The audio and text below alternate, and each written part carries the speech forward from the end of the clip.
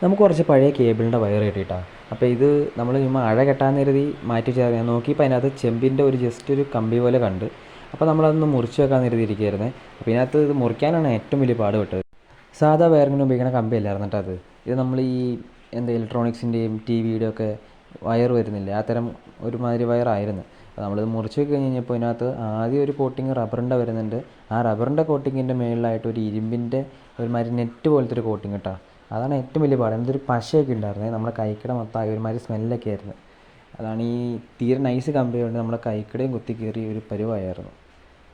പിന്നെ നമ്മളതെല്ലാം ഊരിക്കഴിഞ്ഞ് കഴിഞ്ഞപ്പോൾ പിന്നെ അതിൻ്റെ അകത്തൊരു പ്ലാസ്റ്റിക്കിൻ്റെ കോട്ടിങ്, അതിൻ്റെ ഉള്ളിലായിട്ടാണ് ഈ നൈസായിട്ടുള്ള എന്തുള്ളത് കമ്പിയുള്ളത് കേട്ടോ. ഏകദേശം 3 കോട്ടിങ് ഉണ്ടായിരുന്നു. നമുക്കിടെ നല്ലൊരു പണിയായിരുന്നു ഇത് മൊത്തം. മഴയായതുകൊണ്ട് പുറത്തിറങ്ങാനും പറ്റാണ്ട് ഇങ്ങനെ ഇരിക്കുകയായിരുന്നു. അപ്പോൾ ഇതുപോലത്തെ എന്തെങ്കിലും പണിയൊക്കെ കിട്ടുമ്പോൾ നമ്മളിരുന്ന് ചെയ്യും. എന്തായാലും നമുക്ക് ലാസ്റ്റ് ഇത്ര സാധനങ്ങളാണ് കിട്ടിയത്. ഇനി ഇത് മൊത്തം ക്ലീൻ ആക്കാനുണ്ട്. അപ്പോൾ ബൈ.